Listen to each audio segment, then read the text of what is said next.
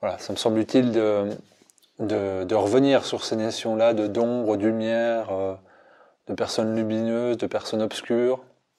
Moi, je l'entends souvent, même en consultation, on me dit, faut que je fasse attention à cette personne-là, elle est sombre, c'est pas bien. Et il y a une fois où ça m'a vraiment marqué. C'était une dame que j'avais en séance, qui avait 65-70 ans, puis assez expérimentée de la vie, qui avait beaucoup travaillé sur elle, qui avait beaucoup de recul sur les choses, qui était thérapeute. Et puis, on travaillait sur l'aspect émotionnel. Et puis, elle me racontait qu'elle avait un conflit ouvert, très vif, avec sa sœur. Enfin voilà, quelque chose de très lourd familialement. Elle me disait qu'une thérapeute lui avait dit « Votre sœur est quelqu'un de noir, de sombre, ne soyez pas en contact avec elle. » Et puis elle me dit « Qu'est-ce que vous en pensez ?» Alors bon, c'est toujours les trucs, ce qu'on pense, ça n'a pas grand intérêt, hein, c'est surtout ce que la personne pose. Je lui dis « Toi, qu'est-ce que t'en penses ?» Et elle se met à pleurer. Et évidemment qu'elle était triste de ne plus voir sa sœur. On peut qu'on ait quelques jugements ou considérations que ce soit quand c'est quelqu'un de sa famille. Déjà, je dirais, globalement, tirer un trait sur un individu, c'est qu'il soit inconnu ou proche, c'est extrêmement violent. C'est d'une violence assez forte. Et donc, je lui ai dit, il me semble que c'est difficilement concevable de dire à quelqu'un qu'un individu est sombre, obscur ou autre. Alors pour plusieurs raisons que je vais détailler. La première, c'est pas laisser de place au changement. C'est-à-dire, elle est sombre, on la catégorise. Donc si on coupe, à quel moment on saura éventuellement que cette personne est potentiellement plus toxique. Et puis surtout, ce que je disais, c'est que si on croit en la vie, donc c'est-à-dire en l'expression de la lumière, et là on est dans la négation la plus totale de la vie. Et moi j'ai toujours eu cette image-là, je vois plutôt la vie d'une manière positive, les gens comme quelque chose de positif, parce que si j'aime vivre, si j'aime la vie, c'est parce qu'elle est animée d'éléments lumineux.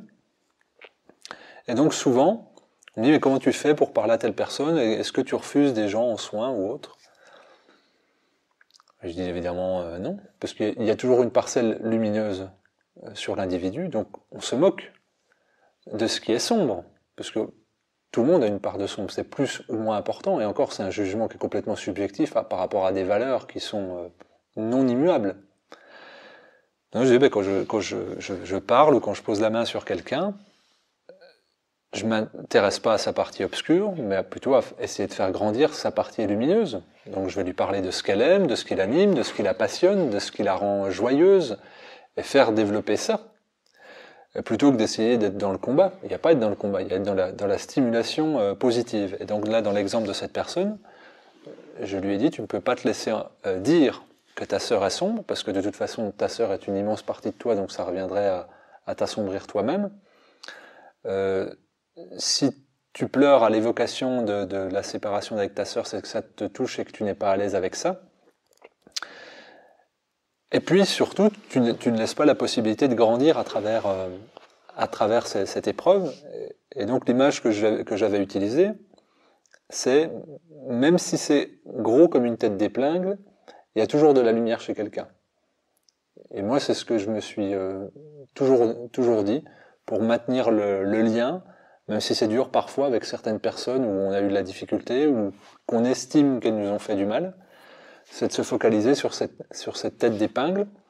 On peut dire que c'est un espoir illusoire, moi je pense que c'est une réalité. Je ne vois pas comment quelqu'un peut vivre sans avoir au moins une parcelle de lumière, et donc se consacrer sur cette partie lumineuse-là, et au moins de rester en lien avec ça. Même si on n'est pas en lien physique, même si on n'est pas en dialogue, même à distance avec la personne, d'avoir toujours une communion sacrée avec la partie lumineuse de l'individu.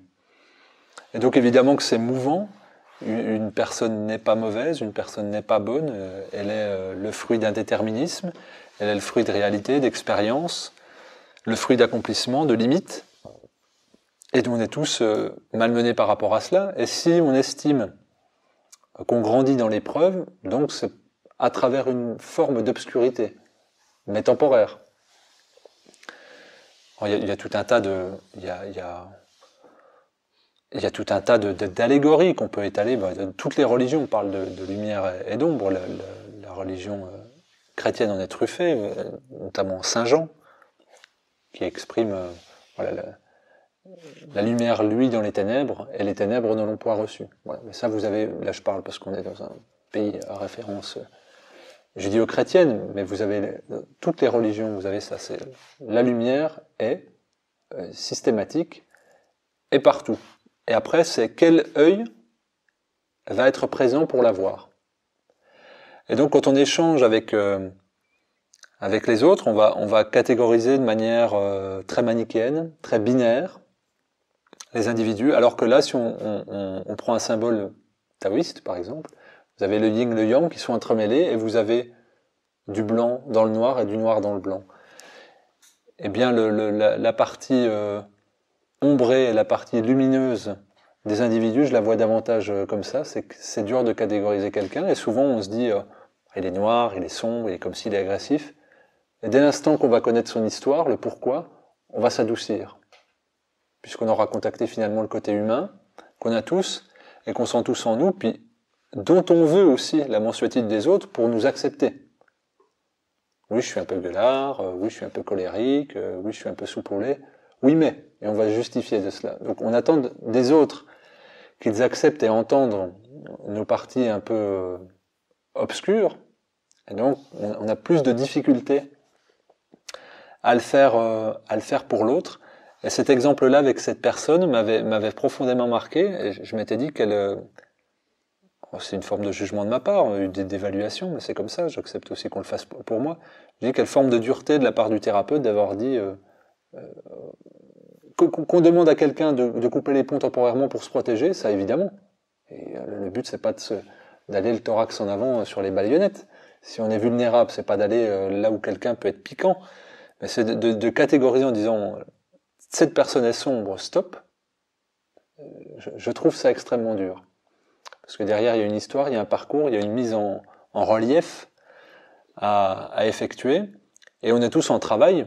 Et le travail de l'un va stimuler l'autre. Si vraiment on était à l'aise, nous, avec ces parties claires-obscures, on serait complètement imperméable à celles des autres.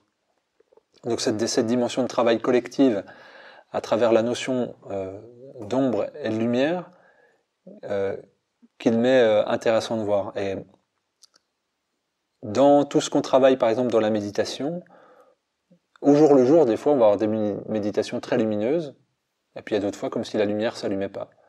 Et ben c'est comme ça, faut l'accepter, parce que c'est changeant, il y a plein de paramètres qu'on fait rentrer. Des fois, on va sentir vraiment le cœur rayonnant, on va se sentir enraciné, on va se sentir relié, on va se sentir très lumineux, puis d'autres fois, il n'y a pas grand-chose qui se passe. Et on l'accepte. Et le lendemain, c'est différent. Et bien, pour les gens, c'est pareil. Et en quoi ça nous fait rentrer en résonance?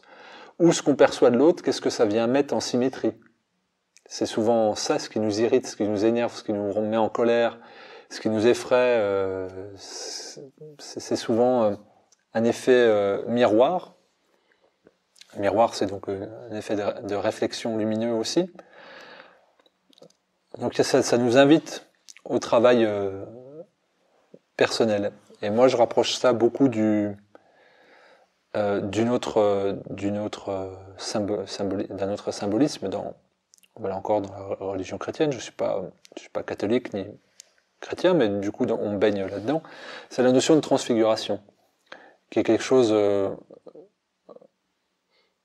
que je vois de manière alchimique. Et là, pour le coup, l'alchimie, c'est complètement areligieux.